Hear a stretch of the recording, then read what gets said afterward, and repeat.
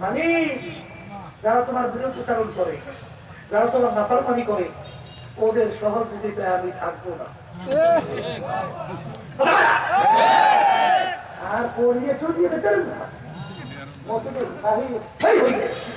এইবারে স্লোগান দেওয়া শুরু করে, আবার নেতার চরিত্র ফুলের মতো পবিত্র, নামাজ পড়ে না মানুষ মারে, খুন করে চাঁদাবাজি করে, চুরি করে, দেশের টাকা বিদেশে পাচার করে। এই যে চরিত্র যদি ফুলের মতো, তাই তোমার বাড়ির পাশে কুত্তার চরিত্র না।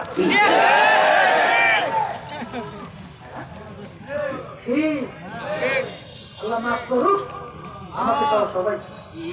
কে মানবে না তার জানি না। আল্লাহ রহমতুল্লাহ ঘুমাই আছে। আল্লাহ তো বলতেন যে ইসলাম কি জিনিস দেখাতেও পারলাম না, মানুষকে বুঝাতেও পারলাম না, দেখলাম না। এই আফসোস কি আল্লাহ শুধু চরমের কথা পায় না। আর এই দরবেশ না, ওই বলেছে যে সেই হাদিসের কেসে মনে রাখো, ওই 1000 বছর বন্দী করছে ও না, ওদের নাফরমানির কারণে রব্বুল আলামিন কি বলছে, জমিন উল্টে ধ্বংস করে। কি হাদিস না আসছে হাদিস না? এক ব্যক্তি 24 ঘন্টা মালিকের ইবাদতে বন্দী, ইবাদতে লিপ্ত 24 ঘন্টা।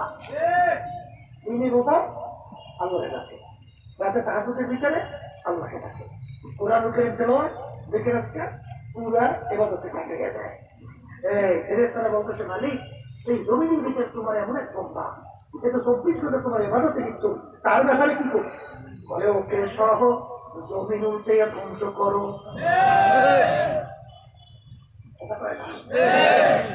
ওকে সহ জমিন উল্টে ধ্বংস করো। মালিক ব্যাপার তো কিছু বুঝলাম না।